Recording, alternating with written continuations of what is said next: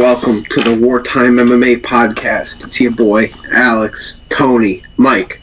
We have a special guest hailing from England, our boy Ed, here to predict International Fight Week.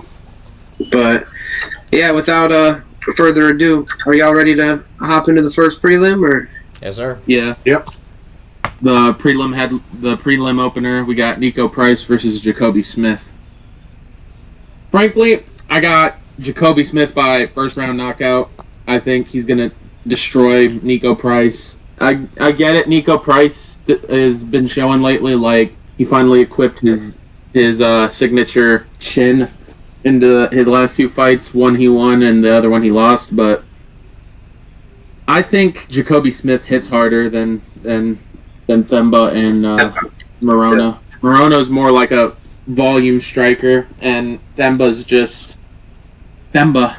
Themba's just Themba. And I think Jacoby Smith's gonna get some grappling involved.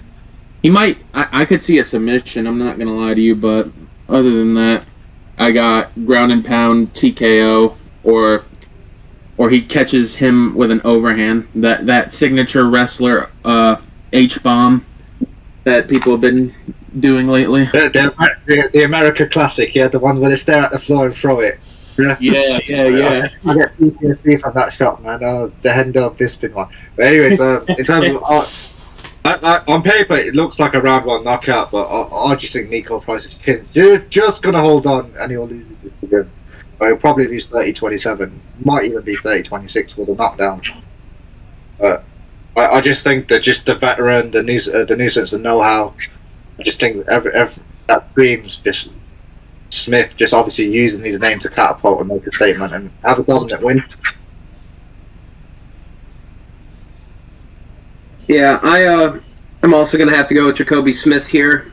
I think it's about time where Nico Price is almost on the retirement path. And if he doesn't retire, he's going to be on the Darren Elkins path. I think he's getting to that point where he's starting to move a little geriatric. He's got some veteran-savvy moves where he's won fights where he's been counted out, like the Alex Morono fight more recently. But Jacoby Smith, very explosive. A grappler first, a really good grappler. But I think his striking's underrated and his power's underrated as well. He slept Preston Parsons in the first round. And I think Preston Parsons, while he's not very good, he is young and pretty big for the weight class. And I think Nico Price is hittable. I think he used up a lot of his chin in the Luque fights and some of the other wars he's had over the years. I think it's just going to be a case of new gen moving in and old gen moving out. And I could see this being like a first-round overhand KO, kind of like how Jacoby did Parsons. Or I could see it kind of going the decision route, like Ed was saying, and I could see him just grapple fucking him for 3 rounds, kind of like Themba did. I want to lean towards TKO. I think Nico's tough, but I think the referees are going to know when to stop it at some point. I'm going to say first. If Robbie Lawler can get you out in the first round as an old man, I think Jacoby can as well. So I'm going to pick that.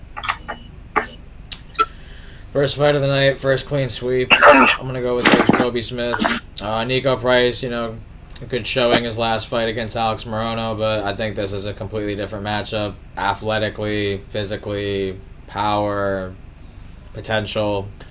Jacoby Smith, I think it's very much either what Mike said as far as a first round knockout, or what Ed said, a dominant decision where he's able to show the wrestling, the striking, the ground and pound, everything all together. Nico Price is tough, but I think I'll lean to what Alex said. If Robbie Lawler can clip you like that, I think Jacoby Smith can either do that on the feet or do it on the ground. I'll go to first round, ground and pound TKO, and we'll keep it moving. First clean sweep of the card. Alrighty, moving on. We got Jahota Deniz versus Alvin Hines. I'm going to go with Deniz. I think he's going to get this done in the second round. I think he's going to second round knock him out. Blob heavyweight style. I could see it going to a decision. I could also... I don't know. Dude looks before. like I don't know. I'm not gonna fall for that trick. Last time I tried to fall for like a undefeated heavyweight debut and stuff, he ended up fucking losing. So I'm just gonna stick with my Denise pick. I think it's gonna be a decision. I think it's gonna be a blob fest decision. 29-28. I have a slightly different logic. I could fall flat on my face with this one. I have a slightly different logic headed from this. I think in 2024, Denise was my like heavyweight to like watch out for, because obviously I think everybody's pick was quite lazy and said Tom's the guy to watch out for, and he was already in the ranking. Denise was my guy to watch from when I watched him in the Contender Series. He was supposed to be. He was at the end of the year. He racked up a few wins, and then he was supposed to fight Lewis. He was supposed to fight Lewis, and then that fight fell through, and he knocked out Austin Lane and all the rest of it. I think it's the second fight on the card. I think it's International Fight Week. I think on paper it's one of the biggest cards in the year. I think he has to showcase something for the UFC matchmakers to give him that spot again, where they can give him like a relatively well-known name, and for him to have like a chance to like fight up the rankings a bit more, if you will. So I think for that reason, I think he's going to go out, clips him early, defense, round one knockout. Gotta agree with Mike and Ed here. I think Jonata Denise is gonna clip out Alvin Hines and put him out in one. I gotta admit, I don't know a lot about Alvin Hines. I took a quick look at his record.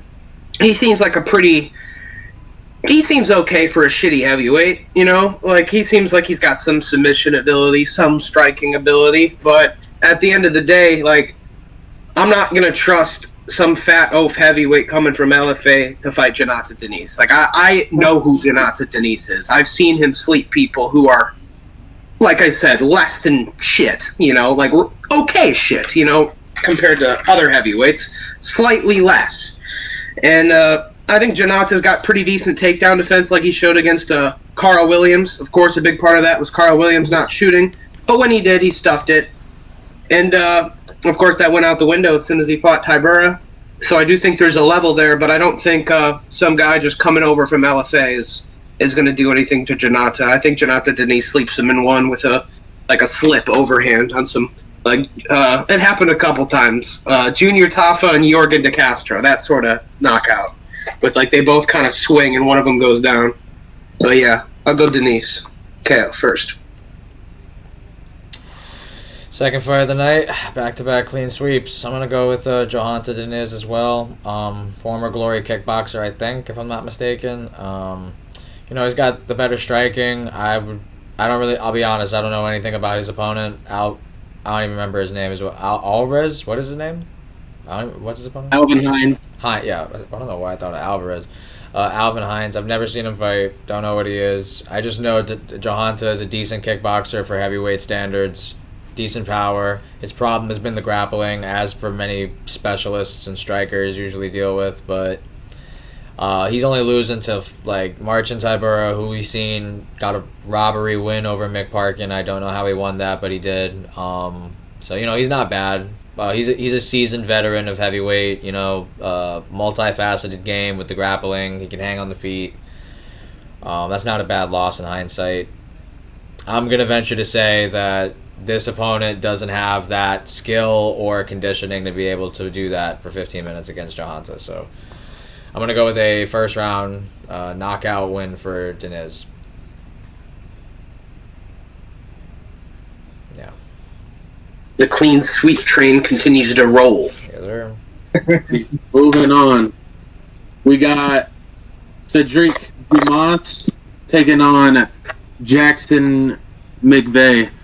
I probably fucked up his name, to be honest with you. I don't know. Alright. Moving on. We got Terrence McKinney taking on Vyacheslav Claus Borachev. I'm gonna go with Terrence McKinney on here. I think he's gonna use the grappling to beat Borachev. I'm gonna go first round sub. McKinney. First round or maybe a second round. Who knows? We'll have to see. It's very rare for McKinney to go to a second round, so I'm gonna go with first round sub on this one. I think the wrestling is gonna be a factor, and maybe it might like get Slava like overthinking stuff. Maybe like, oh, he's a wrestler, he might shoot on me, and McKinney might catch him with something and drop him. I remember Chase Hooper was dropping him and stuff, but plus I like the I just like the matchup. I could see like McKinney getting gassed out and Slava coming back from like a gruesome first round. But something is telling me McKinney's gonna get it done here. I'm gonna go first round sub. I'm gonna stick with my first round club and sub. I do like your thought process. I've got two ways of thinking about it, and then I have my actual pick. I think with McKinney, he kind of bolts a bit. It's almost like the double fight where he tends to start off really, really strong and really, really good, and then kind of like a bit like an Alex Hernandez. He's just a bit like second round kicks in, and then I think AJ alluded to the point you made earlier about one of the fighters from the previous bouts. It's like they shoot their load and they're like, fuck, now he's standing right in front of me. What do you do? Like Vyacheslav can have scraps, but he struggles with people with range. I find he can do the whole pocket fighting really, really well. But I think if Terence gets baited out into fighting in the pocket with him, then he will get his he will get his head taken off his shoulders. I think either Terence clubs and subs him, then obviously he either gets the knockdown and then wraps his neck with an anaconda choke or whatever, or I think Vyacheslav bides his time and then picks him apart in round 2. But I think McKinney will first round sub. I know I've picked a few first round decisions. This card better live up to how I think it's gonna live up. But yeah, I think it could go that kind of way. I think it's a case of either McKinney drops him and then wraps his neck, or I think Vyacheslav hangs in there and he's just pretty, bites on the mouthpiece, and then in the pocket just catches him on the exit. So yeah. Wait, just Yeah. Ed, what is your official pick again? He's got My McKinney. official pick, sorry, McKinney first round sub, like Mike. Yep. It's a different way of going about it. Mine's more like sub, so he gets him knocked down and then wraps his neck. Yeah, that's the same thing. I got club and sub. I think he's gonna catch him by like thinking of the takedown too much, because that's the problem with Slava as well. Like he likes to overthink when he fights a grappler type of fighter, like somebody that can grapple. He'll like think, oh man, when's the takedown coming? When's the takedown coming? And I think it's gonna be like some right hand off the pocket, thinking that it was a double leg or something, and then he's gonna get his back and sub him, pretty much like Ed's. Yeah, I have a similar prediction to both Mike and Ed. I have McKinney by submission as well. I can see it happening in the beginning of the second, or the end of the first. As Mike or Ed sort of said, McKinney blows his load, which will allow Slava to get a later rounds TKO if he can hang in there. I just haven't been a fan of the way Slava's been looking lately.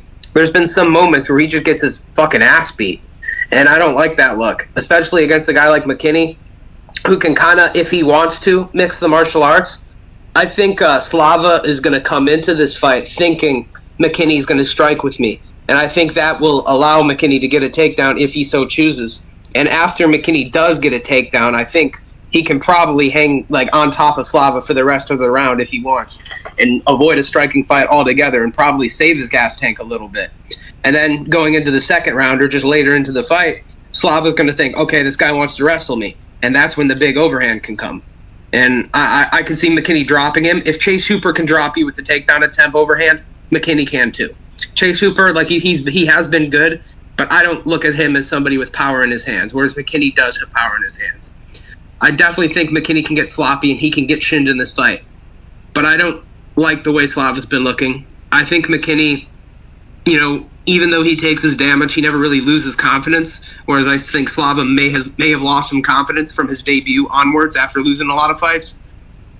I think McKinney can establish the takedown attempts, and that could open shots. And I think his shots on the feet can open takedown attempts. And I think a submission is probably the best way to go here for McKinney. And I'd like to see the odds on that as well. I don't know what the odds are on McKinney by submission, but I assume it's probably pretty good.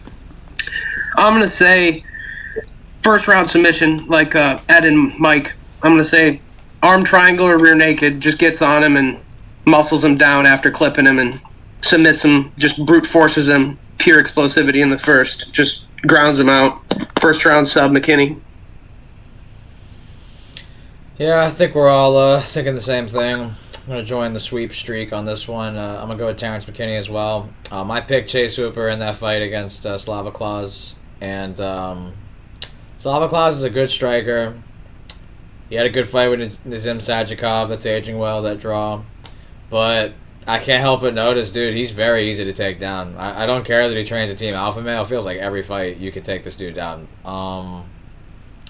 I think Terrence McKinney is a kill-be-kill fighter. You know, he rarely ever, like, maybe one time, maybe when it goes to decision, he either kills you or you kill him. The way he fights... Never been to... What's up? He's never been to a decision. Never? Yeah. Never been to a decision. Yeah, I could see it. He doesn't fight for scorecards. He doesn't go to judges. He wants to win decisively or he wants to lose decisively. He will... I think no matter what, whether you pick Slava Claus or you pick Terrence McKinney, I think you have to unanimously agree McKinney's winning that first round. Regardless of whether he finishes the fight in the first round, which is a lot of his win condition in my opinion, or Slava Claus weather the storm and then he, you know, picks up the second and third or maybe gets a late finish, I think you have to agree either way McKinney wins that first round. Especially with the grappling upside and edge that he has in this fight. McKinney has performances where, you know... Who was the fight that head kicked him? Who was that? The Argentinian. Who did that? Is it Ribovic? So is this one else? Esteban? It was Esteban Ribovic? Yeah. Yeah. Ribovic. Yeah, he'll have fights where he'll do that, and then he'll fucking just get fucked up. But then he'll have fights like the Matt Frivola fight and the Ferris Ziam fight. It's like, he's gonna go. Terrence McKinney's going forward. That's something you could bet on. Like, win, lose, or draw, that dude's gonna move first and gonna try to kill first. That being said, I think early on he's one of the better first round fighters in MMA. He's very dangerous. He's got power in his hands. He's got the grappling upside, the wrestling. I want to say he trained with Chiesa at one point in Spokane, like Washington or something. You know, I look at those two wins and I reckon. Now, at the time, Ziam wasn't as good as he is now, but still, that's a good name to have on the resume. I think Frivola and Ziam are as good, if not better, than Slava Claus.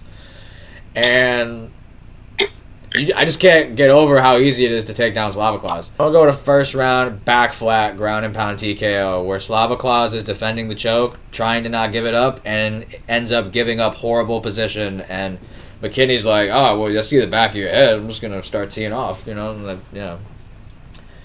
First round, ground and pound TKO for McKinney. Moving on, we got Viviane Araujo taking on the GOAT, Tracy Cortez. I got Tracy Cortez by decision. I think she's going to get this fight done. I could see Viviane winning because of the layoff for Tracy Cortez. Plus, it's women's MMA. Anything could happen. Like, any slight underdogs can pull through. But I got Tracy Cortez. She's not a bad fighter either for a woman's fighter. She's only lost to Rose on short notice, and I think who was it Blanchfield she lost to as well? Regional scene, yep. Yeah. Yeah, those aren't bad losses. Yep. Blanchfield was arguably next in line for a title shot, and Rose Namajunas is a former champion. Not bad losses. The title run starts now. I think women's MMA is 9 times out of 10 it's going to be a decision. Let's be real, gents. Am I right or am I right? Most right. My thought process is just Cortez decision, and that's simply because of the basis of the fact that although she lost her role, sometimes that will make someone like herself, who's very young in the game, just go back to the drawing board and try and improve on things and sharpen things. And sometimes that early career loss can help you make a difference. So that obviously the next time you fight someone a bit further up the rankings, you're a bit better prepared. So I think it's going to look a lot better than what we've seen so far. She stepped in the UFC and I think it'll be a 2-1 decision. So it'll be 29-28. Cortez. very, very much my point is like he's initially fought up the rankings, didn't quite go so well. She went back to the drawing board, sharpened up a few things, hence the layoff, and then now she's come back. She's going to be a bit better and a bit sharper. I like Southern. So yeah.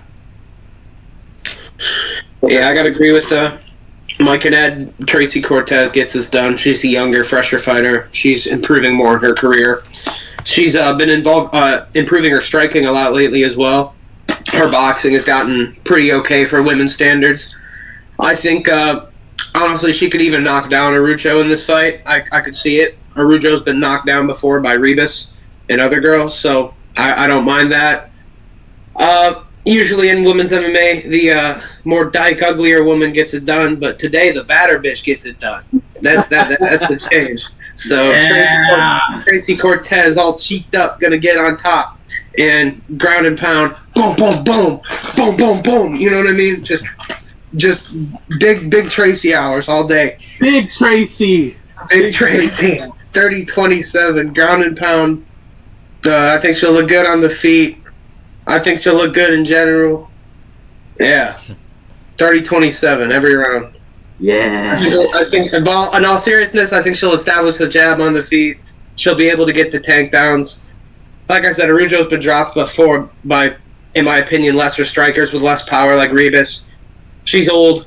She's got some like veteran status, and she's been able to take wins over some fighters that are younger than her. I forgot who exactly. I want to say Casey O'Neill might have been one of them. It might maybe like a Karine Silva. I think was one of them. But I think Tracy's better than those girls, and I think she can beat her. I think she just got the youth advantage in speed in pretty much every area. So yeah, I'm gonna go Tracy 30-27. It's a good fight for the flyweight division. Yeah, I'm going to keep the clean sweep on this one. I'm going to go with Tracy Cortez by decision as well. I think her two losses in her career, I mean, they speak for themselves. Erin Blanchfield on the regional scene, Rose Namajunas, a former champion. I don't think Arroyo is as good a striker as Rose is, and I don't think Arroyo is as good a grappler as Erin Blanchfield is. And I feel like Arroyo, you know, she has a bit of a well-rounded game. She has a little bit of everything. Decent on the feet, decent wrestling, decent jiu-jitsu. You know, she's a solid fighter, for sure. I just think Tracy Cortez, the durability advantage is there. I think she's tough as nails. I think she has good conditioning. And like I said, you know, I don't frown upon those losses at all. It's Erin Blanchfield, who's a top-tier contender, and Rose Namajunas, a former champ. So I'm going to go with Tracy Cortez by decision, where she just displays she's the tougher, more well-rounded fighter, pretty much. Just able to get top control, able to get cage control if she needs to, establish the jab, like Alex said. Pretty much compete in every area of the fight. And I don't like Viviane Arroyo's gas tank. I don't like it. That's something I've noticed in some of her fights. I think early on she looks pretty spry, quick on the feet, you know, able to compete a lot of areas, but I feel like she fatigues in fights. And I know she's coming off the upset win against Karine Silva, but I reckon Cortez is a better gas tank than Silva, and she's able to keep up the pace of the fight wherever the fight goes, whether it's wrestling, on the feet, up against the cage, anywhere. Cortez decision. Hyder O'Meal taking on Jose Delgado. I'm going to go with Hyder O'Meal. I like the run that he's been on. I'm going to go with I'll go decision. I'll go decision. 29-28 decision. I think this will be a competitive fight. Something's just telling me that Hyder O'Meal is going to get the job done. I liked his last performance. Plus, he knows he's 35. He ain't getting any younger. About time to pick up the pace and stuff like that. But I could see Jose Delgado getting it done. But I'm liking the little run that Hyder O'Meal went on. Man, he looked really good in his last few performances. I don't know about the William Gomez one. Well, he did good in the Gomez fight. Yeah, he did good on that one. Yeah, it was a split, wasn't it? I remember. Yeah. I think so. Yeah, it was a close fight. It was a close fight, but he got the job done, I think. Yeah. I'll go with 29-28 Hyder O'Meal decision. I'll be honest, this is the hardest fight I've had to score so far. I think a lot of them have seemed very straightforward.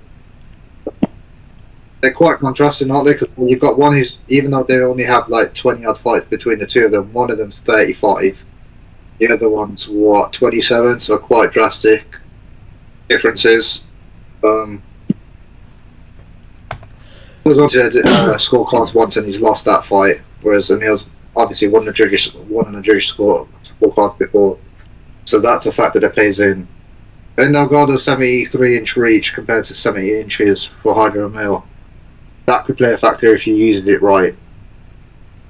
I can't see any one of them getting knocked out in the first round. I can't. I think they're both a bit too durable for that. I think Delgado split decision. Jab will be the key. If you're the younger guy with the momentum, and the stocks are all in this guy, by the way. Like, they gave him a layup in Conor Matthews and knocked him out in the first round. The UFC are going to want to get behind this guy, and I think my thought process behind that is they're going to want to give him someone like Hydra Emil to kind of launch from, like, use as a stepping stone. But yeah, I think Delgado decision 29-28.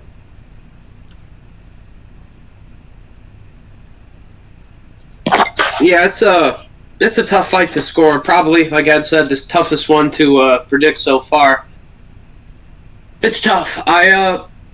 Delgado's the younger fighter. He trains at with O'Malley and McGee and MMA Lab in Phoenix. I don't know where Hydra Emil trains, but he's pretty damn good for being the old age that he is. He beat William Gomez kind of with a leg injury. And that's kind of the thing that's making me lean a little bit more to Emil. Like Ed said, he's won on the scorecards multiple times in the UFC, whereas Delgado's lost on the scorecards before. I think Delgado is... It's tough, because I think Delgado is actually really, really good, and I can see him becoming something. I don't hear a lot of people talking about him, but I think Emil's good, too. And if this fight's close, I could see him maybe picking Delgado over Emil just based on youth on the judges' scorecards if it goes the split decision way. I think Emil can definitely show him something in the boxing. I really like Emil's boxing. And William Gomez was pretty good, but I feel like he kind of got exposed in that fight more than anything, even by a one-legged Emil. It's tough. I think it'll be a close fight. That's tough. That's really tough. I think I'm going to go Emil, just with a little bit more UFC experience. I've been picking based on that a lot, and it's been working out. So I think I'm going to slightly lean Emil, but I think if it gets into a close fight, I think you live bet Delgado.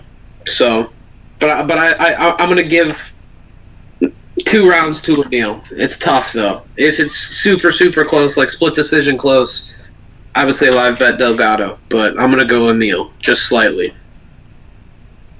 The toughest fight to call at the present moment in the card, I mean, is razor thin, really. This is a good fight. 9-1, Delgado trains with Sean O'Malley, Marcus McGee, Mario Batista at the MMA Lab. Great gym. Hydra Emil, he's caught my attention. He's been an underdog in his last couple fights, and I've picked him in those fights, and he's impressed me, especially in the Gomez fight. I want to say he had like a knee injury. It might have been like a torn MCL or something going into that fight, and he was still able to track down Gomez and land strikes. And Gomez is very elusive and very point-heavy type of fighter. This is a really close fight. But I'm a little bit biased in this one just because he's been an underdog in so many of his fights, and he's an underdog again here. I like the momentum that Hydra Emil's been on, man. For a 35-year-old, he doesn't look it the way he fights. He goes forward, keeps a crazy pace throughout 15 minutes. And Delgado, I do think isn't bad. I think he's decent, but I think this is going to be a learning lesson. I think he's still young enough in his career where he could be able to bounce back from this. I think it's going to be a super close fight, but I'll go with Alex's sentiment of Hydra winning like the first 2 rounds. I think he's going to win the first round, but the second round's going to be close. And then I think the third round, Delgado may be able to pick up momentum because knowing he's down potentially 2 rounds. It's going to be a really close fight, but I'm going to go with a Hydra Emil tough decision. the prelim headliner, Jack Hermanson versus Gregory Rodriguez. Tough matchup. I can see Gregory Rodriguez pulling off a win, but I'm gonna go with Jack Hermanson here. I liked how he looked against Joe Pfeiffer. Dude just looked really, really good. His hands have been improving. His defense was improving. Like, overall, great. It was a great performance against Hermanson. I could see Gregory taking him out. Hermanson's 37 and all that, yes, but I just like that the timing for Hermanson. I think he didn't take too much damage against Pfeiffer.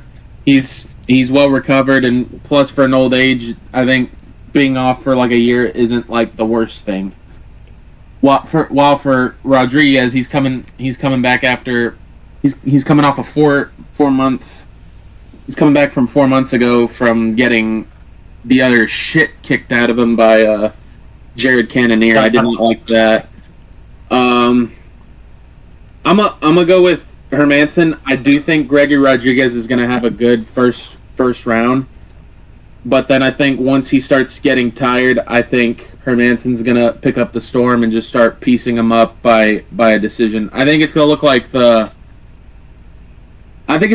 Chris Curtis fight, but like a heavier-handed, more explosive Chris Curtis. I think it's going to be like that. I think he's going to be more patient. I think he's going to be on the back foot, and I think he's just going to piece him up. He's going to pepper him with some shots from the outside, and not get too he's not going to get too gritty into the fire. I'll go with a 29-28 decision. I could see a late TKO or a late sub coming in. Do you know, it's really interesting because I thought I was the only one who's going to pick Hermanson. I've got Hermanson too. I think if Hermanson's been watching too much Karate Kid, obviously I think the new film's come out recently, and you know he's feeling himself kind of like he was in a Chris Curtis fight. Stick and move that schmuck. I think Hermanson's only biggest problem is like similar to what happened to him in what was the fight where he got knocked out in?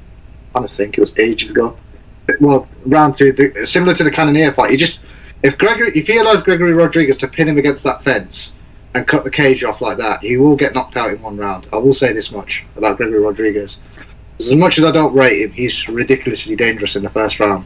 Kind of like a lot of fighters we've spoken about on this card. But I think Hermanson's just got to stick and move him.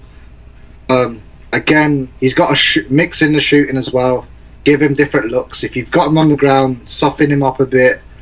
Try and deplete the gas tank a bit. Wear on him. Make it quite an ugly fight. Give him different looks. And yeah, I think he's got to make it an MMA fight. He's got to fight. He's got to keep his range. And mix in the takedowns. And it's win your 30-27 decision. So I've got 30-27 Jack Hermanson. Yeah, I am gonna have to break the streak. I'm gonna have to go with Gregory Rodriguez here. Kind of going off what Ed said, I am picking Gregory Rodriguez to cut off the cage and do what Chris Curtis did not, and pretty much KO him in 1 round. And I think that's something Gregory Rodriguez can do, and I think he has that advantage over Chris Curtis. I think on the feet, Jack Hermanson's very footwork heavy. He's got great footwork, and he can outdo some of these plotty guys. And I think a lot of these plotty guys, if you're like a Chris Curtis and you want to fight at range, you want to box, and you're not able to cut off, I think you're going to lose to Jack Hermanson by decision on the feet. But I think RoboCop kind of just like hawks down and tracks his opponents no matter what. And I feel like, he, even though his cardio I don't think is the best, he did make it to a 4th round with Cannonier in a scrap.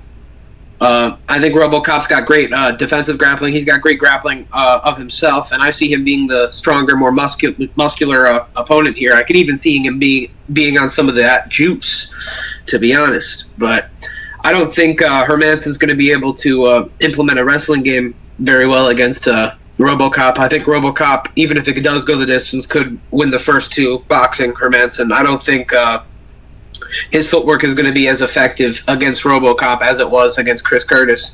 I think RoboCop's forward pressure and kind of disregard for his own safety at sometimes is what's going to be able to allow him to cut off the cage and kind of track down and clip Jack Hermanson. I'm going to pick. I'm going to say the end of the first round. He's going to unload a barrage up on the fence. Jack Hermanson shoots in a takedown defense that gets stuffed, and they're on the fence. RoboCop reverses it and just unleashes. I think Hermanson's pretty good, but I think he's been feeling his striking a little bit too much. I think his inactivity will play a role, and I think RoboCop just being more active and just being as dangerous as he is in the first round, and just how much forward pressure he puts on is what's picking me to pick RoboCop. But I do think if he gasses out early, Hermanson could hit the jig on him. But I'm gonna go RoboCop first round TKO. I'm actually going to lean with Alex. I think RoboCop physically is very imposing compared to Jack Hermanson. I think he's not one-dimensional like Pfeiffer and Curtis. I think he's not just going to box. I think he's going to throw some kicks. I think he's going to take away the footwork of Hermanson with leg kicks. Really try to take away any threat of a level change or any point striking range type of fight. I think Alex said it best. I think RoboCop's going to cut the cage off, make it where we're going to go band for band, and those are situations Hermanson does not want to be involved in. Hermanson wants to move around, be savvy, point fight, mix in a takedown here or there, show off some of his jiu-jitsu, but he really don't want to scrap for real. And I know he looked good in the Chris Curtis and the Pfeiffer fight, I know, but RoboCop I think is he can hang on the ground too. I think he has decent credentials in grappling as well. And I love the gym he trains at. He trains in Deerfield, Florida here, and trains at Kill Cliff FC. I think that's a great gym. I like the power advantage I get. I think we're getting a versatile striker who's not just going to box. I think he cut off the footwork with leg kicks. I think he cut off the cage and just get into big exchanges. I'm going to go to first round TKO for RoboCop.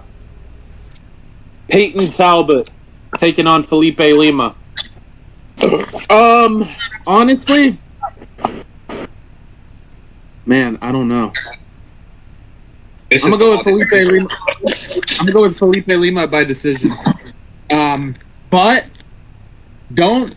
I could see a world where Peyton Talbot learns how to finally stuff a fucking takedown now. He is young enough to learn. like Peyton's only despite all his queer baiting and stuff like that, dude's fucking good, man. The issue with him was just the grappling and the experience. He just lost. I like that. But Lima's tough, but I was gonna go. There was a world where I was gonna pick Peyton Talbot by decision, mainly because I wasn't too impressed by Lima's last performance, the Miles Johns fight. I know Miles Johns on paper, on record standpoint, he looks good, but he's just shit. I was about to pick Cody Garbrandt to piece his fucking head off the whole fight, but not anymore. Now I think Miles Johns would beat him.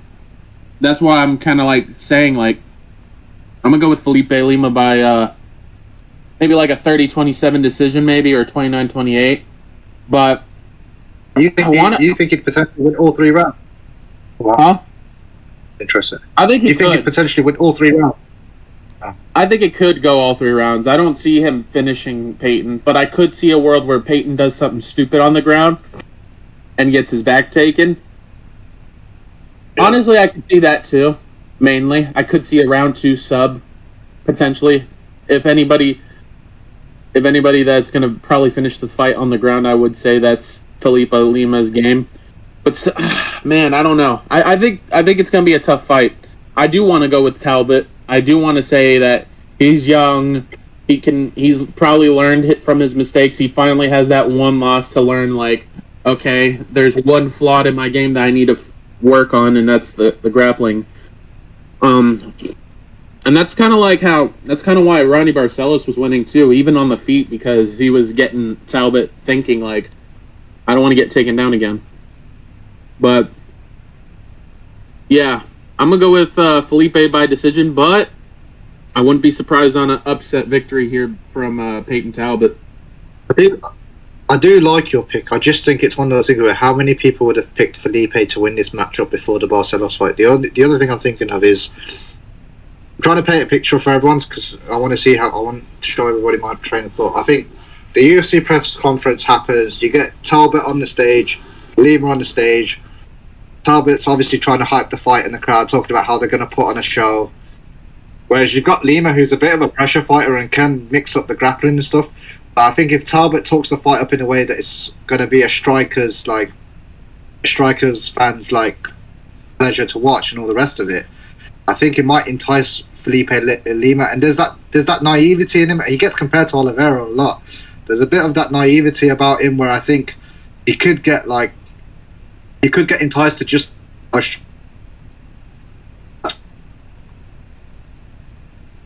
Work's going to be there. They know how. I just think in a striking match, you pick Peyton all day long. I think it's more of a case of Felipe Lima's not going to use all these tools that's required to win the fight. I don't think it's a case of he can't beat him. I think the type of fight he's going to fight on the night, and again with it being International Fight Week, I think they're just going to try and keep the fight standing, and he's not going to try and mix it up. I think you'll see Peyton 2-0 up. And then Felipe Lima's coaches in the corner absolutely berating him because he's not shot the takedown. So I think Peyton Talbot 29-28 decision because I think Lima could take the last round, but he's not going to do enough to win the judges' scorecards.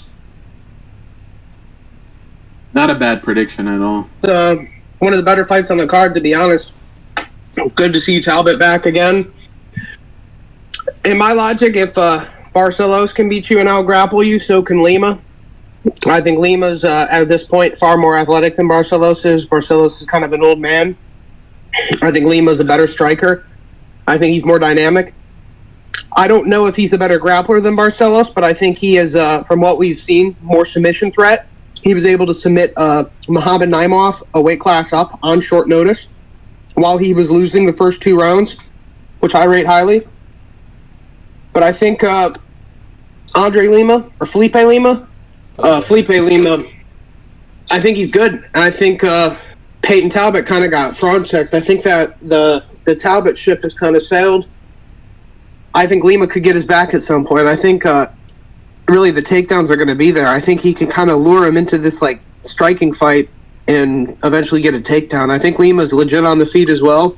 I do give the edge on the feet to Talbot, but I think Lima could definitely compete on the feet, especially in the first round while the guys are still getting their reads, and then kind of lure him into a striking fight, then get his takedown. And I think after that, the takedowns will be there, kind of like they were in the Barcelos fight. You know, it hasn't been too long since Talbot fought Barcelos. It's been about 6 months. You know, there's definitely some things you can pick up in 6 months, but I think Lima's just athletic, way more athletic than Barcelos is. I think his takedowns will be better shot. I think he's more dangerous on the ground with his BJJ. And honestly, I'm going to pick Felipe Lima by second round rear naked choke in this fight. I think at some point he'll get the takedown in the first round, and he'll kind of establish that as a threat. And then he'll kind of open up his striking. And then after his striking opens up, then the takedowns are going to be free game. And I think at some point in the second round, he's going to find the back of Talbot and just submit him. I rate Felipe Lima's ground game. I rate his striking as well. I think he's really good. I think a lot of time he takes the careful approach and doesn't wow the crowd as much as he potentially could. But I honestly favor that if I'm going to pick him to win. So I'm going to go Felipe Lima by second round rear naked choke. I think the hole in grappling in Peyton's game is still there. Good fight for the bantamweight division. Peyton Talbot coming off one of, if not the biggest upset loss of 2025, where I want to say Hani Barcelos was as high as plus 750 against him on the money line. It's crazy upset. He got exposed in the grappling. Hani Barcelos was just that was peak veteran, crafty, like savvy performance. That's like the edge, I guess, you get with the experience in terms of being older in the UFC, where typically, more often than not, you're going to pick the younger, more athletic guy in a fight. Sometimes fight IQ is truly one of, if not the most underrated facets of the game. And Barcelos was able to just be more smarter in the fight than Talbot was. As we go to this matchup, Felipe Lima has definitely shown nothing but upside and potential, especially in the Muhammad Naimov fight. Moving up a weight class and getting the finish in a fight where he faced adversity was very impressive, especially in a hostile territory. I want to say that was like either Saudi or Abu Dhabi, one of them, something like that, maybe. Saudi Arabia. Right. That's a tough. That's basically a road game for Felipe Lima, essentially. It's a close fight. I do hear what Ed's saying. International Fight Week. I feel like these guys are gonna want to, especially Talbot coming off a loss. He's gonna want to show that I still got it. It was just a speed bump, a minor setback for a major comeback, as the old phrase is. But Lima, he's looked consistent. He's looked well-rounded. Looks like he can compete everywhere on the fight, whether it's on the feet or on the ground. Definitely got to give the jiu-jitsu advantage to Lima in this. It's the Barcelos fight, and even the kid that Peyton Talbot fought from New England Cartel.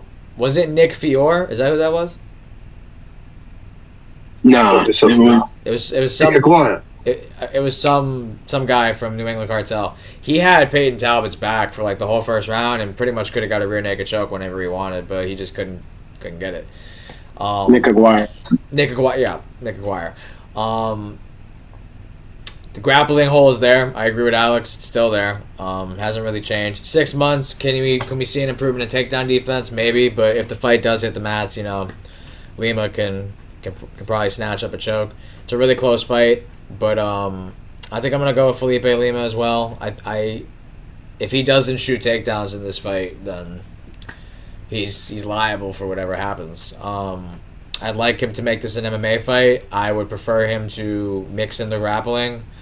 But I do hear what Ed's saying. I like about them International Fight Week wanting to put on a show. If Lima doesn't shoot takedowns in this fight, he is giving Peyton Talbot an optimal opportunity for a win. So I'm going to trust that Lima isn't dumb, hopefully, and he actually mixes in the grappling.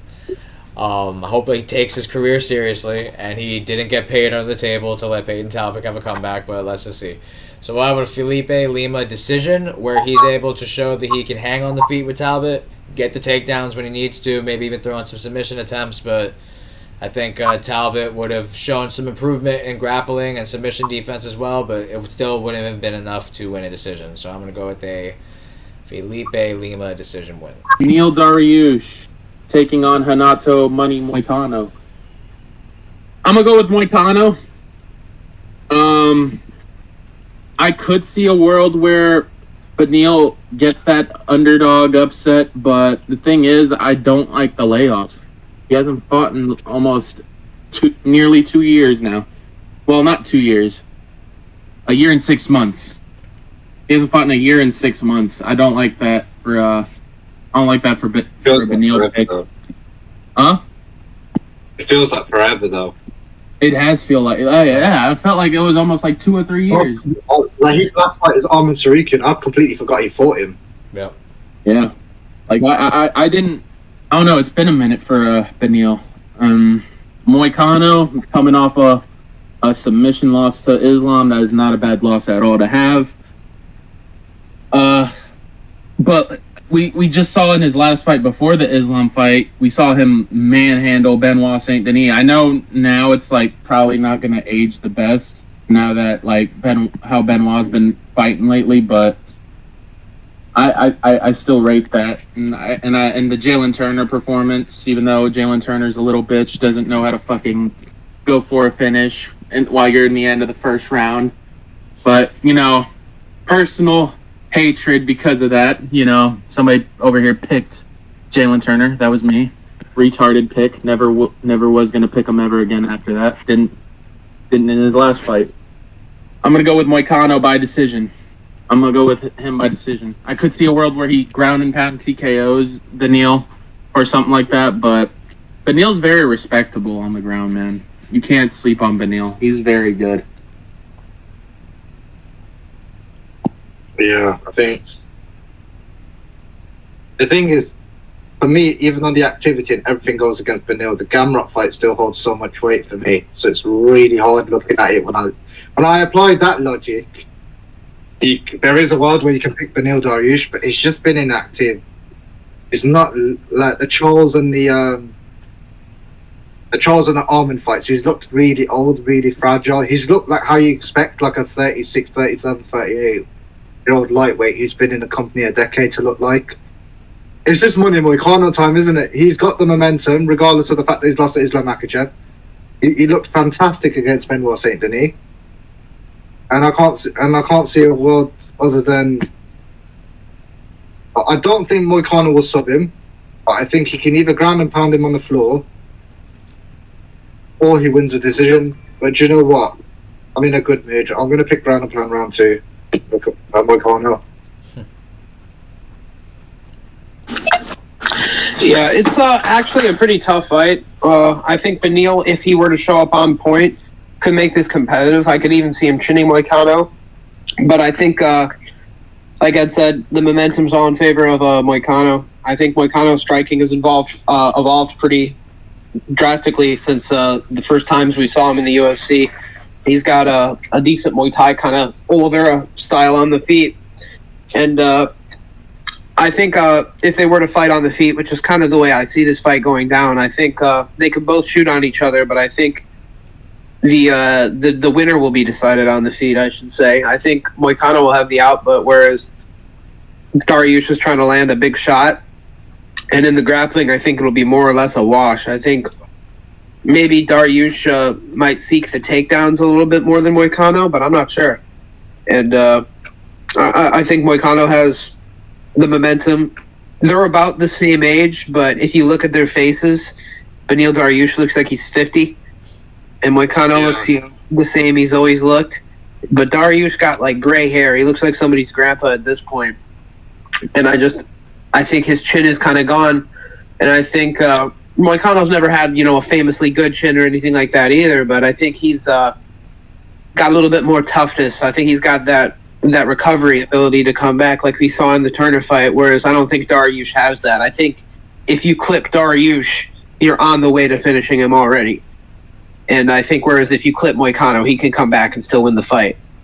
So I'm going to go Moicano by decision. I think he's just got a little bit more of that dog in him. He's got more momentum. I think he's got a deeper bag on the feet too. He's more kick heavy. He throws teeps. I think he's just better overall on the feet.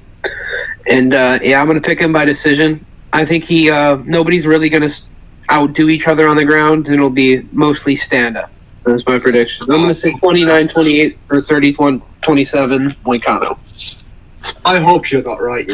I hope they can't. You're right though. It can very much. We could live in a world where sometimes you get two grapplers cancel each other out, and we see a shit kickboxing fight for 15 minutes. It better not be right, because if you've manifested this, I will not be happy.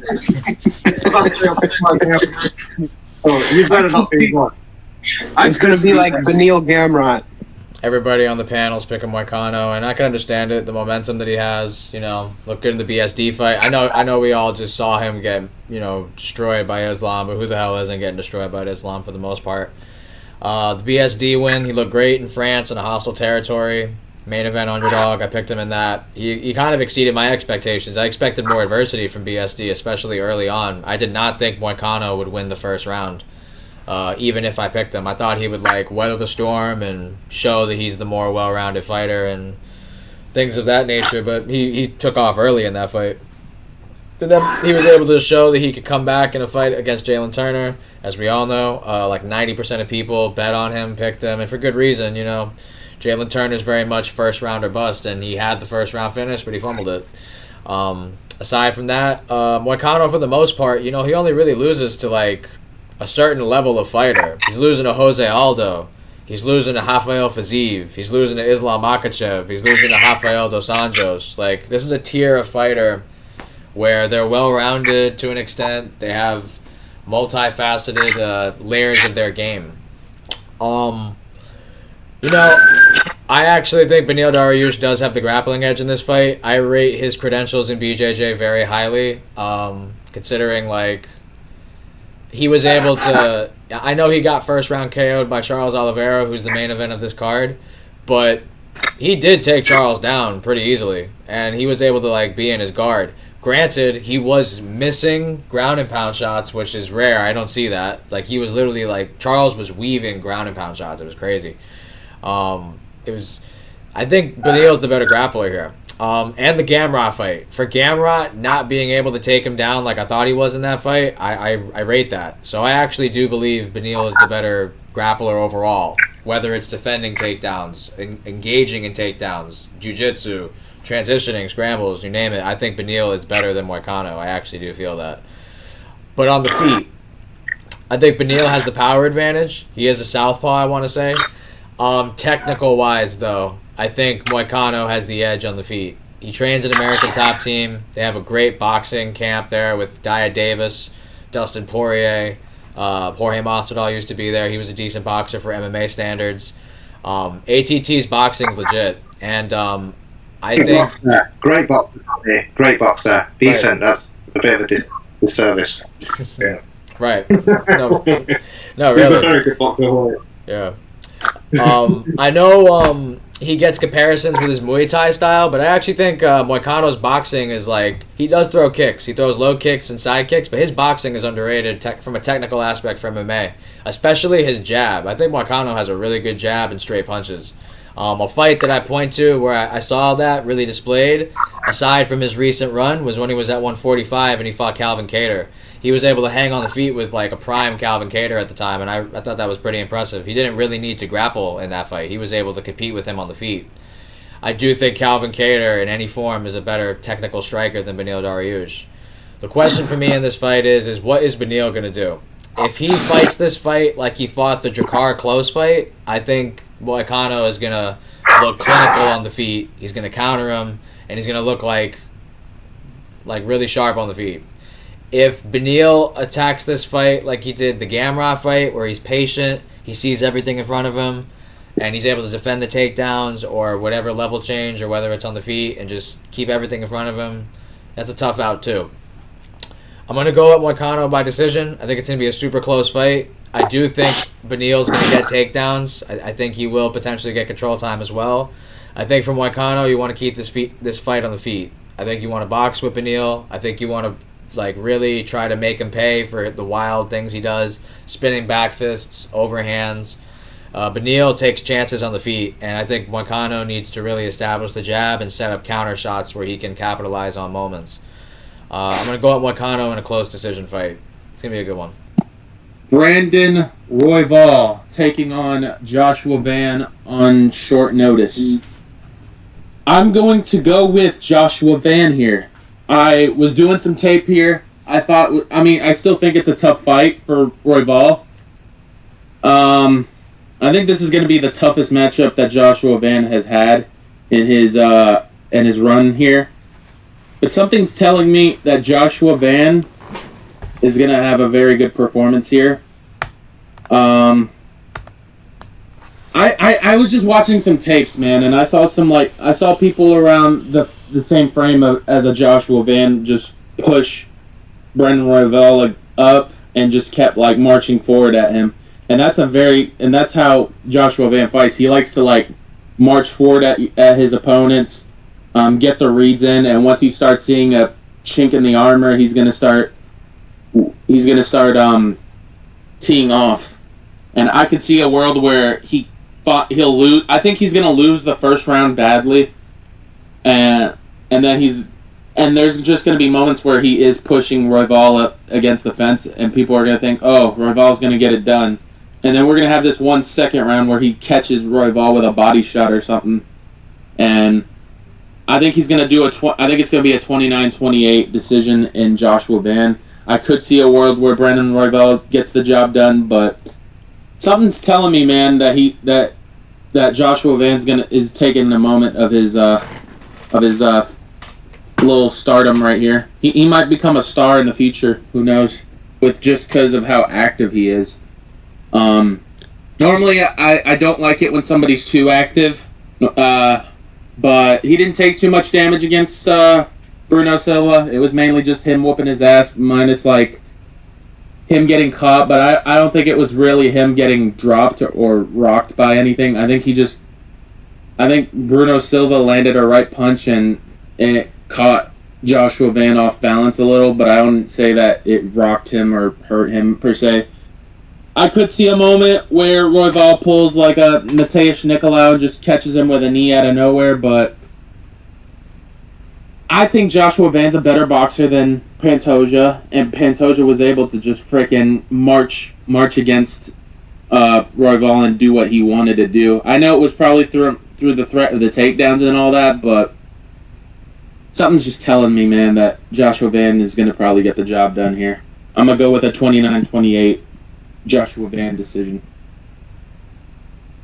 The one thing I can say is, I think Van has the ability and the potential to come out with the guy that's gained the most stock throughout this entire pay-per-view. Because I think if he wins and in spectacular fashion, with the champion of your division fighting higher up on the card, I think you end up next in line for a title shot. I think that's at stake. I also think that, I don't know, man, the Charles Johnson fight wasn't a good look for me, if I'm honest with you. I know that sounds horrible to say. I think you're right though with Pantoja landing, being able to tee off and Royval like he did, the threat of the takedowns, the fact that I just think Royval isn't the kind of dude that gets chinned. I do think the messier the fight is, the more I favour Royval. I think if Joshua Van keeps it tight and very technical, it's a fight that you win. It's a fight that he can very much win on points. I think if you drop him and you just end up going in Royval's guard, he's just going to stall you for the round. And if he reverses position on you, then you're in for a tough time, and then you end up from getting a knockdown to ending up in a situation where this guy's got 2 minutes of control time on you and he's threatened with you with submissions.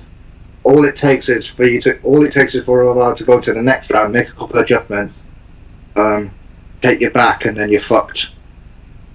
For that reason, because of the fight and what's at stake, I think the fight's going to be very cagey, and I've got 29-28 Royval. Fair.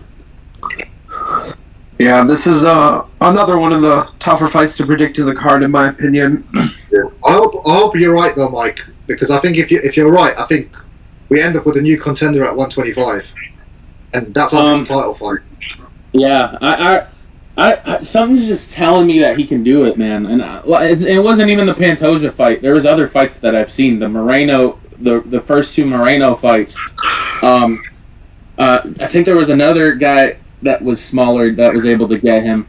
And I've seen him getting hit to the body, and like there's moments where I've seen Royval like wither with a body shot. And the best thing in Joshua Van's armor is body shots. But I do get what you mean though. The taller, rangier fighter is probably the best person to beat Van. But yeah, this is definitely one of the harder fights to predict on the card. Royval and Van are both two very good flyweights.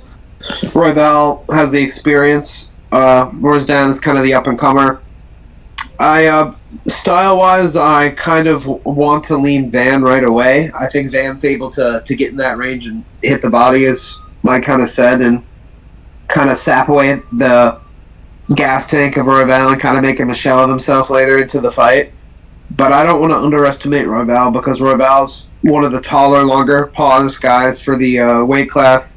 He's got knees that he uses against shorter opponents pretty often, and I know Royval doesn't really have like a finishing potential on the feet like that.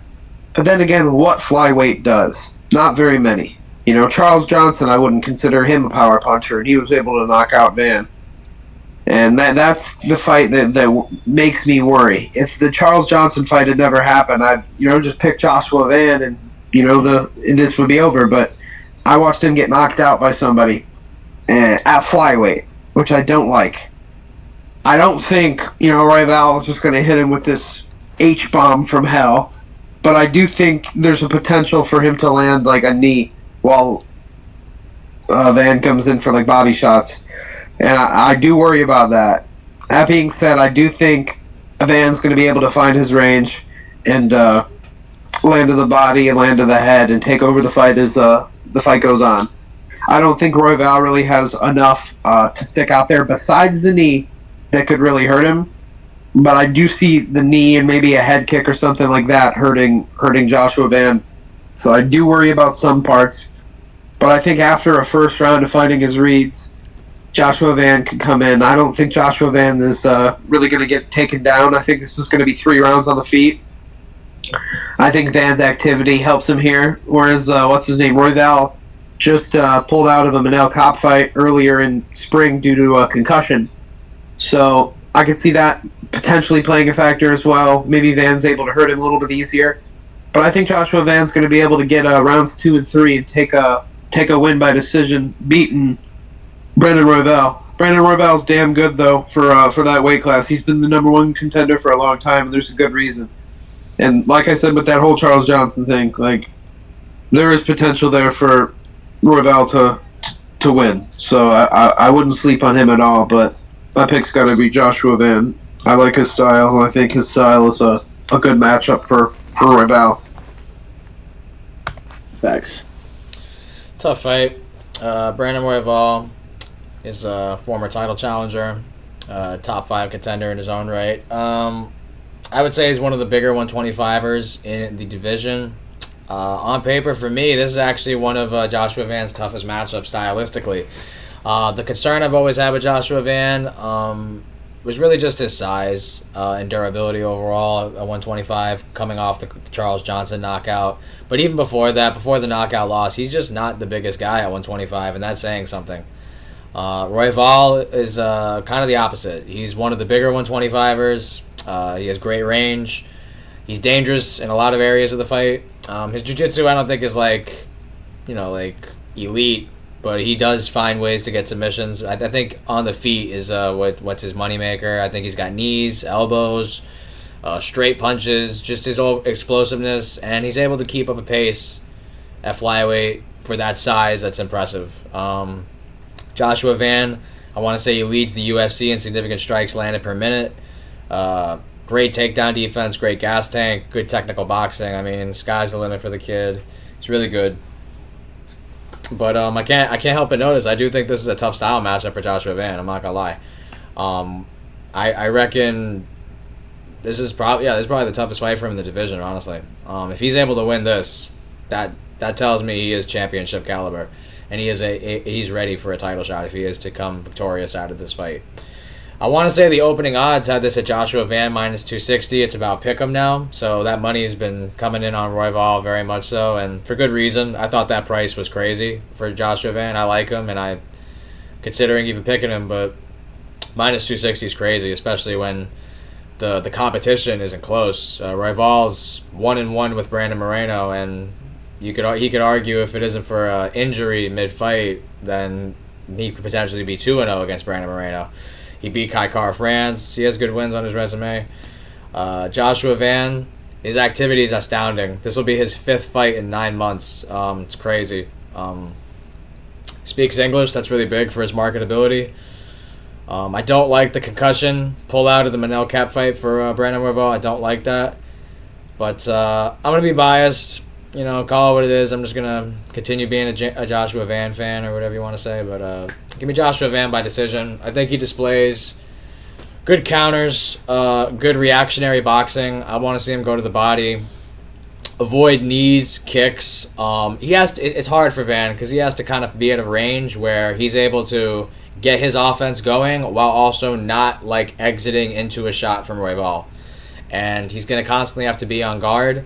But I think the Charles Johnson fight, in a way, was a blessing. Losing a fight like that when you're hyped up, it makes you go back to the drawing board and see corrections in your game that you can improve upon. And I think he can match the pace of Royval. I think he's the better boxer. I think Royval is very straight punch reliant. I know he's got some spinning elbows and hooks and knees to look out for, but I do think Joshua Van's the better striker. I'm going to go with a close decision win for Joshua Van where he's able to display good boxing, not get controlled in the clinch, just kind of fight the perfect fight, Loki. Avoid like big blows from Royval, whether they're knees or elbows, and just kind of keep his offense going for 15 minutes. I think he's going to outstrike Royval. I think he's going to go to the body. I think he's going to slow down Royval, and he will be able to just keep landing his punches. I'm going to go to a Joshua Van close decision win. Moving on, we got the co-main event of the evening. We've got Alexandre the Cannibal Pantoja taking on Kai Don't Blink Cara France. This fight took place back in the Ultimate Fighter. Alejandro Pantoja took the fight by decision. It's a tough fight to predict, man. Mainly because out of all his last 2 fights as champion, I picked against him. I picked what's his name? I'll tell you, pick Kai Topuria against him. Yeah, I picked what's his name? Steve Erceg. I picked Erceg to beat him. I picked Kai to beat him. Kai Sakura to beat him. Oh, I don't. You've had a whole. I've had some moments where I've had some dumb moments. I would say on picking against him. For this one, I'm gonna go with Alejandro Pantoja. I do think Kai's gonna do good in this fight. I think this is gonna be the best challenge for Pantoja in his reign, besides Erceg. And I don't like to do MMA math here. I hate MMA math now. Like, MMA math just doesn't work. We all know that the Erceg fight was hella close. Arguably, Erceg could have won that fight. And right after that fight, what happens? Kai Kara France comes back after a concussion and knocks him the fuck out. Like, MMA math is just fucking weird, man. And I'm gonna stick with my Pantoja pick, but I could see a world where Kai does get the job done, maybe catches him out of nowhere. I'm still iffy on Pantoja's defense. He's just got that grittiness into him, that like Brazilianness where I don't give a fuck what you hit me with. I'm gonna hit you with something even harder. Pause, and just go nitty gritty into this fight. I'm gonna go with a 48-47 unanimous decision for Alejandro Pantoja. I think he's gonna keep his belt. Interesting. For me, I think this fight kind of reminiscent of Bisping and Rockhold. I think when the first fight took place, they were both at very obviously, even though they're both like making it and they're in the Ultimate Fighter. Where they started out their first fight and where they've ended up now, they're both in a title fight under the lights and all the rest of it. They're both 2 different fights at different stages of their careers. Whereas obviously Bisping lost the first one and then wins the second fight.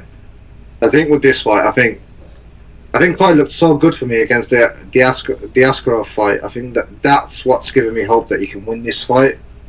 I think he starts off very strong, very fast. I think he hits hard. I think Pantoja eats too many shots. And I could see one of them clipping him and him going down inside 2 rounds.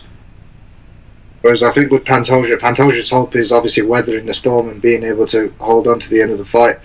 I think the Albazi fight, although on paper he's lost that fight, I thought he still looked alright in that fight. And he tends to go, if he doesn't get the rear naked choke, he tends to go to a decision with Pantoja. But I think Pantoja just is too hittable and has been hit a lot in the last few fights, in my opinion. I don't think he's come across as dominant and people make out because he won the belt on a split decision. I think round 2, Kai Kara France knockout. I think I've said all I have to say. I don't think there's a lot more that I can say. I think he just gets hit too much. I think Kai hits very hard. I don't mind a Kai pick. I really don't. I don't. That's not a bad pick. He can defend the takedowns and land big shots. I've thought about this prediction for a while because I've heard about this fight in the works kind of since like the end of last year. I've had Kai picked. I've had Pantoja picked. I think I'm going to lean the championship grittiness of Pantoja. There's been a lot of close fights in Pantoja's title reign where he's been able to get it through, like the Erceg fight, the first Moreno fight, and other ones throughout his career. I think if I were to pick somebody who's got the bigger dog, I'd pick Pantoja. I don't think Pantoja necessarily even needs to get the takedowns to win the rounds. I think he can be in on the hips and maybe like scale the back, kind of like he did to Moreno in the 4th round, and kind of win rounds like that if he has to. I think Kai's tough, and he's got a lot of power, and I could see him dropping Pantoja, but I think Pantoja, he's very veteran savvy. I think he's underrated on the feet. I think the body kick will actually be there for Pantoja, and that's a fight. That's a shot that finished Kai Kara in the past against Moreno. I don't think there will be a finish in this fight. I think it'll be a close fight till the horn blows in the 5th round. I think Pantoja will get to the positions where he needs to be, take some back positions, get up against the fence, take some double legs. Even though I think Kai Kara is going to be defending the majority of them, I think he can hang in the feet long enough early in the fight to kind of get the range on Kai Kara France to see what he wants to do next, whether he wants to take him up against the fence, try to scale the back, or if the takedown's there, maybe he can find a takedown that'll work, or a hip toss, or some variation. But I think Pantoja's been in there with a lot of different flyweights. He's been in there with Kai Kara France before as well. Now it's kind of like the grown-up version of both guys fighting in the co-main event. I think Kai's tough. I could see him winning. I'm going to just ever so slightly lean to Pantoja based on him being the champion and just being able to grit it out in tough, close fights before. Whereas I think Kai Kara France, usually in close fights, he tends to lose those fights. When they start close, he tends to either get TKO'd, submitted, or just as the fight goes on, kind of wear. So I'm going to go Pantoja, a gritty fought, I'm going to say 48-47, 49-46 on some cards. A tough fight and a good fight. Pantoja decision. Tough fight for the flyweight world championship. Admittedly, I regret picking against Pantoja in his last fight. I picked him off of sheer pretty much bullshit, to be honest. I just thought they were pushing Kai Asakura so hard that, I don't know what's going to happen. So I just, I've never seen a debutante fight for a title ever. So I bought the bullshit. It was stupid. Very much quickly and in dominant fashion, Pantoja, shut that shit up and made the critics eat their words. And aside from that, though, in this recent run, I really haven't picked against him. It was just a bullshit reason to pick against him. Aside from that, Kai Kara France, his last couple of fights, coming off the knockout win against Steve Erceg, very impressive as an underdog at the time. And then before that, had a questionable fight against Amir Albazi, where I felt that he won the fight, but he lost a decision. He's always done good against grapplers, good takedown defense. His jiu-jitsu is not good. I will not lie. Kai Kara France's jiu-jitsu isn't good, but his takedown defense is pretty world-class, honestly, I would say. He does have 10 losses, but nonetheless, very experienced career. I consider him one of the best strikers in the flyweight division. Definitely top 3, top 5 for sure. The power he has in his hands is legitimate. I reckon he's probably, pound for pound, the hardest hitting puncher at 125, I would venture to say. Comes from a great striking background, gym and city kickboxing. I've always liked Kai Kara France. I've always liked him. He's been one of my favorite flyweights. But Pantoja, man, I know he's getting older, but he just finds ways to win fights. He's so versatile, so multifaceted with his game. Great jiu-jitsu, great wrestling, can compete on the feet, durability. In 30-plus pro fights, he's never been subbed, never been KO'd. He truly is the champion for good reason. As I look towards this matchup, I agree with Ed's sentiment. Pantoja, he's great, but he is hittable. He is very hittable. That's something you don't want to be against Kai Kara France because he has money overhands, money haymakers. That's the shot that put out Steve Erceg. I do think Pantoja's durability is legit, even though he is older, but that could only last for so long, I reckon on the feet, Kai is faster and more powerful on the feet, I would venture to say. That being said, Kai Kara France, Alex alluded to it pretty well. He has come back from fights, like the Rogerio Bontorin fight comes to mind, in a fight where he was losing damn near every minute of that fight, just getting his back taken and control time giving up, as well as submission attempts. He found a way to manifest a knockout win, late in the 3rd or something like that, in the Rogerio Bontorin fight. But that's against a certain level of competition. If that's Pantoja, that body triangle is money. Like, I mean, that body lock, like, he's holding on to that. Like, it's gonna be hard to get him off your back. I think he has shown great takedown defense in fights like the Amir Albazi fight, the Askar Askarov fight, but I think those guys aren't as competent on the feet as a Pantoja. They aren't as daring to take chances as Pantoja. They aren't willing to emphasize the threat of the takedown, mixing it into the striking as Pantoja. Jiu-jitsu, Pantoja, championship experience, Pantoja, wrestling. You know, he has a lot of ways to win the fight and compete in even areas where Kai is very strong. It's super close because I think it really is Kai early finish or it's Pantoja grimy swamp win decision potential, maybe even a late submission. I'm really tempted to pick Kai. I really am because I do think that early on he's going to be fast and dangerous, and I do think he has good takedown defense. So long as he stays in the center of the cage and doesn't let Pantoja just have his way, like up against the cage or get blast double, I think he could really make this a fun fight. I'm really torn. I almost want to flip a coin. But no, don't flip a coin. That's how we pick our women's MMA fights. You're right. Yeah. The only time we done that was the only first time ever thing we did this on the podcast was a women's fight. No, you're right about that. Rightfully so. I want to pick Kai. I think I was right. Didn't I get right? Didn't I get the prediction right after that or no? Maybe. I want to pick Kai, but I'm going to go with Pantoja by decision. He's one of the greatest flyweights of all time. He is. We got the main event.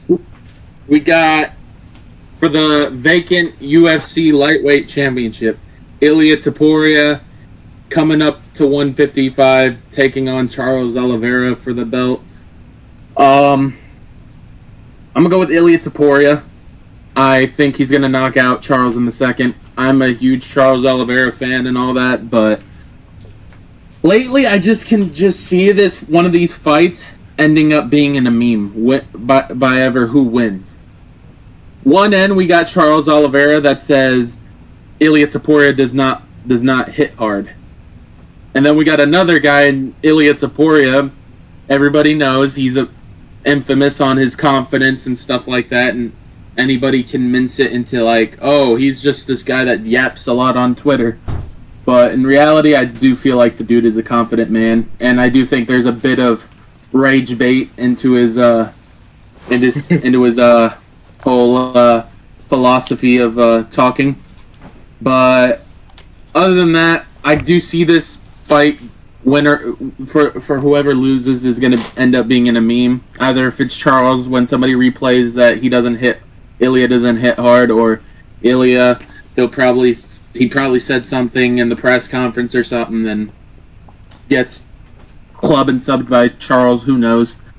But I don't really see anything that Charles can do to wither Ilia. I've seen moments where Ilia has struggled with taller people, but in the Max Holloway fight, looked phenomenal. He looked very sharp in that fight. Didn't overextend. Didn't make any mistakes in that fight, other than maybe like a couple that I probably haven't read out. But other than that, I think it's just going to be a dominant Ilia Topuria second round TKO. I think he's gonna rip him into the body, and then he's gonna set up some headshots at the end, and he's gonna put Charles Oliveira out. I could see a club and sub. Honestly, I could see a club and sub here. I kind of want to go with a club and sub here as well. I could see just a moment where Charles just quits, but I don't know. I think there's gonna be. His missus is just giving birth to a new son, man. He can't go out like a bitch. His son's like he's got a newborn now. He can't go out like a bitch. Ilya also has a newborn too. Yeah, but we don't know for certain that's his. So he's not a Chad like Charles. I'm joking. Ilya, don't fuck me up. What was your pick? Round two. Round two. I could see a potential club and sub, but I'm gonna go with TKO. Second round TKO. See, I'm a bit of a lazy schmuck when it comes to picks, in case you can't tell. I see a stocky midget with an overhand, and I think this looked like the Michael Chandler fight. And I think across both fights, Michael Chandler's had his moments. I think the first fight, I say this all the time, Michael Chandler should have been a lightweight champion, but he somehow fucked it up. He's just That's Pony's boy, by the way. So don't go nodding. That's your boy that fucked that up, man. He could have brought a belt back to Florida. You could have had it on your shoulders, but you know he fucked it up. I think if you're Charles, I think the one way I think Charles can win this is to a degree he's most dangerous when he's hurt. I think he either do two things when Ilya drops you.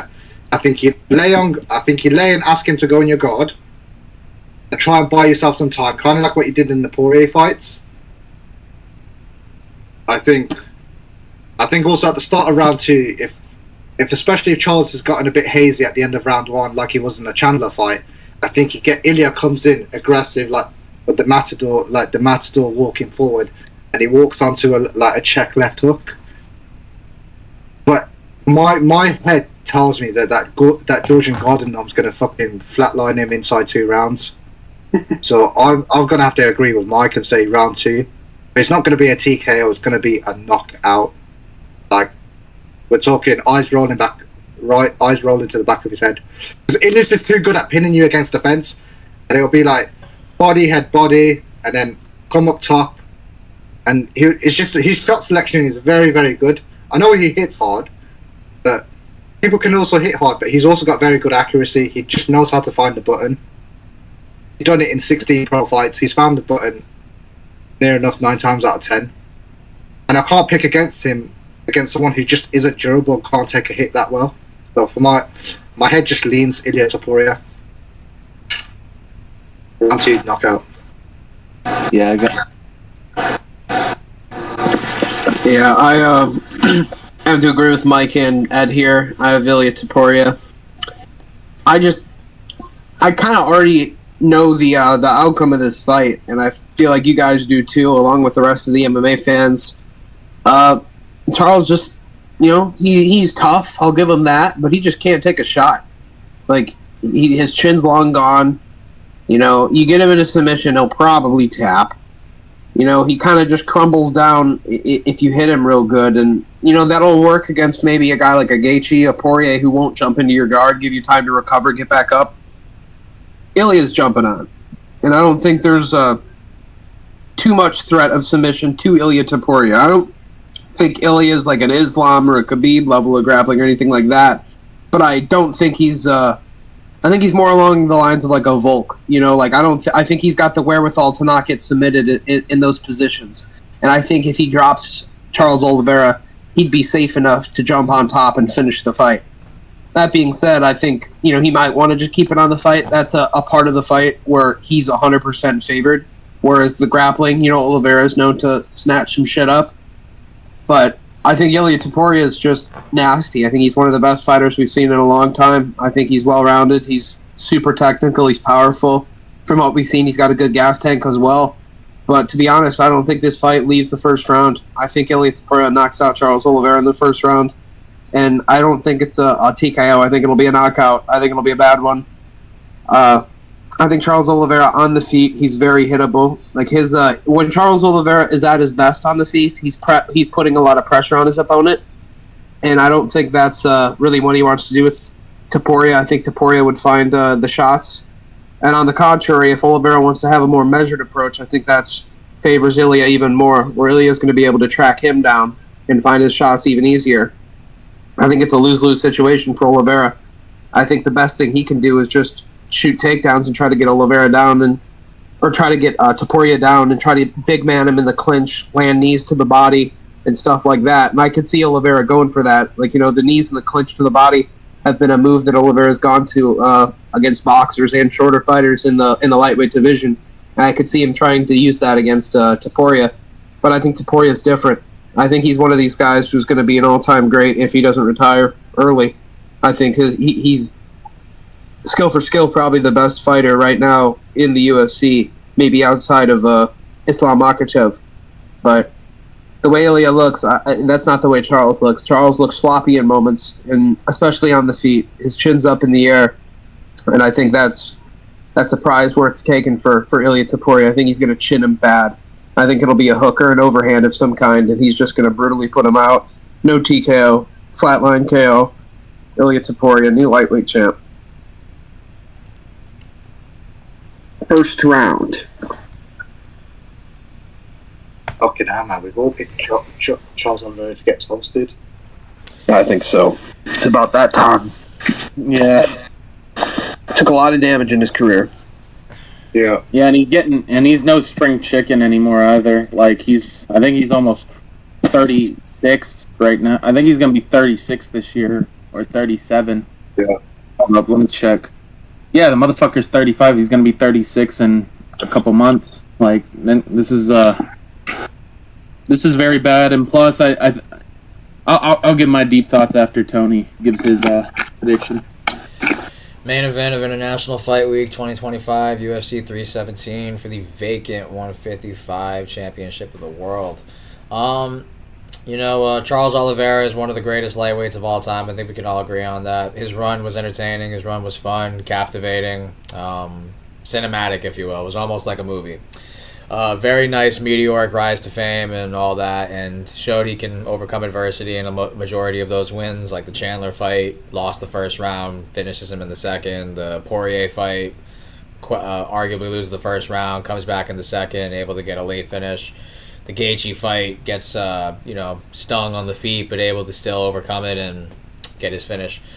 He eventually would lose, though, to the pound-for-pound number one fighter in the world in Islam Makhachev, who is a phenom in his own right. He's an elite fighter, very well-rounded, no shame in losing to that. But I think the guy he's standing from across the cage is a phenom on a level we've never seen before. This is a guy who is finishing in brutal fashion the greatest champions of the featherweight division's history. I know Jose Aldo in a lot of people's minds is the featherweight GOAT and this and that, but Volkanovski, man, I think what he's accomplished in that division is insane. What Holloway's accomplished in that division is insane.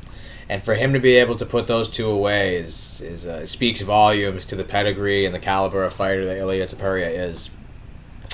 To be honest, at least on the feet, I personally believe Volkanovski and that current form of Max Holloway are better than Charles Oliveira on the feet, in my opinion. Defensively, offensively, taking damage, you name it. I think in every facet, the Holloway and the Volk that Ilya knocked out are better than Charles Oliveira on the feet in every way, shape, and form. Defense, offense, durability, everything. Maybe not power. Maybe power aside, but everywhere else, skill on the feet. I think Volk and Holloway are better than Charles, as well as being more durable. So that being said, I'm going to believe Ilya Topuria's words. He has a Conor McGregor level of aura in terms of when he says something, I'm going to listen to him on it. Like he said, I'm going to put away Volk, he did. He said, I'm going to be the first guy to knock out Holloway, he did. I think both those guys are better strikers and more durable than Oliveira. I think Oliveira's best game plan, like Alex said, try to grapple, try to get in the clinch, try to use your frame, your size, make it a physical, grimy fight. But even in there are too many openings for a potential hook off the exit. The closer they are, the more dangerous I think Ilya is. I'm going to trust Ilya, though. He said first round knockout. I'm going to buy it. I think Charles is too hittable. Like you guys said, I think the boxing edge is Ilya. I think the power is Ilya. The speed coming from featherweight to 155, I think he's going to retain his speed. I do feel that. If Charles doesn't grapple, I think he's a dead man walking, honestly. Kicks. Maybe he could try high kicks and low kicks, but even then, yeah. Ilya Topuria first round KO, just like Alex said. Topuria is just on a different level. He really is. He has the potential to be the greatest fighter of all time. In a short amount of time. He's gonna. I see what he's doing. He's trying to make it where if I just beat the guy in the division, I don't have to have the amount of wins. I beat that guy, so that in itself is I don't expect him to have a long career only because he said he wants to retire early. But from what I'm thinking Ilya's trying to do, he's just trying to fucking just go on a legend tour right now and just kill everybody. He did it with Volk. He did it with Holloway. I think he does it with Charles. He killed Volk in the second round. He killed Holloway in the third. I think he kills Charles in the first. First round, devastating, viral knockout for Ilya Topuria. And I think he'll get on the mic and he'll say, Islam, when you're done with 170, win or lose, you better come back here because I want you next. So, I'm gonna go with an Ilya Topuria first round viral brutal knockout, and new lightweight champion of the world, 2 division weight champion, potential GOAT of the sport, Ilya Topuria, El Matador.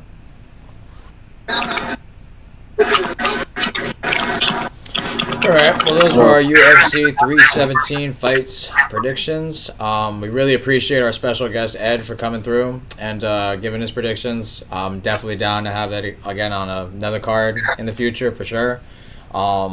Make sure to go like and subscribe to the video. We really appreciate you guys for watching this. Hold on. Yep. I got something to say here. We got an interview coming soon too next week on Monday. We got Terrence McKinney after this fight. Stay tuned on that one. And if y'all want more predictions with Ed, depends on how good this video does. He might fuck around and take Sync's spot over here as one of the co-hosts. That might be your reward, Ed. If you do better than us, you could take Sync's spot because the buddy hasn't been showing up. It feels like I'm sniping, brother. Though we can't be doing that. No, I'm fucking around though. All jokes aside, we love Sync. We like him on the pod here. We like him on the pod. But man, I don't know. Yeah. Yeah, we also have something planned for the next pay-per-view. We're gonna have a lot of guests. So I'll just leave it at that. Yep. So, yeah. And we also. Oh no! Continue, Ed. I was just saying, Avengers Assemble. Yes, that's actually what we're doing. They will most certainly be assembled. And you're invited, Ed. So on Topuria Holloway, get you in here. We'll get Sync. We're gonna get Trace. We're gonna get John. We're gonna get Arione. We're gonna get everybody. It's gonna be 5 fucking hours of MMA. Yeah. Retard past 1. Yeah, we were originally gonna do a Jeopardy, but to be honest, we ran out of questions, and I feel like this would have just been an easy UK knowledge for Ed to just kill everybody. It was gonna be me, Tony, Alex, and Sync as moderators, and we were gonna have you all like do a category. But at this point, we all know who would have been the weakest link. We're not gonna name names, but we'll just leave it. We'll leave it at that. We'll figure something out to do. We'll probably just wind up doing the predictions as we normally do, but it'll be like 8 people in this bitch. Yeah. So yeah. And we also got another interview this week. I'm trying to set that one up with Rafael Stotts. I know it's not UFC, but it's a good name and it's a good person to have an interview. I did an interview with him. I like him. He's cool. Mm-hmm. Huh? Yeah, absolutely. He humbled the Colby Covington one a few years back. He humbled the Colby Covington wannabe a few years back, and it's a setup. Yep. Yeah. Oh yeah. Oh yeah. Okay. Well, I think this is for sure. No, I think it's for sure a good name. I think former Bellator champ, only lost to 2 good names that are in the UFC. I mean, the Mix one looks a little meh, but Patchy Mix was on a run at that time, so we have to respect the that. pound for pound fighter in the world right now. So, yeah. Yeah. you know what? That Marab one looked like one of those things where he tried that spinning back fist 100 times in camp and he's never landed it once in his life. Right. And one time he happens to land it, and that happens. If he wins that fight, he's in the UFC. Stotts. If he wins that fight, Dana was there scouting him. They said that. I don't even think they were there for Marab. I think they were mainly there just for. They were there for Stotts. They were there for Stotts. If Stotts wins that fight, Dana signs him on the spot. Literally. And he just ended up going with Marab because he won in the most unexpected way fucking possible. That and he's Matt Serra's boy. So yeah. They had to. Yeah. John Snows boy. All right. I appreciate you guys for watching. Anything else you guys want to say? Stay tuned for the channel. That's all I also got to say. I know we all gave future updates, but we are going to try more to do more for this channel and stuff like that. We're just trying as hard as possible, schedule-wise, and also like ideas. This is a small channel, so I'm so far for what we're doing. I think we're doing a pretty damn good job, but I think we're definitely going to do a lot better coming around for this year. All right. But yeah. See you later.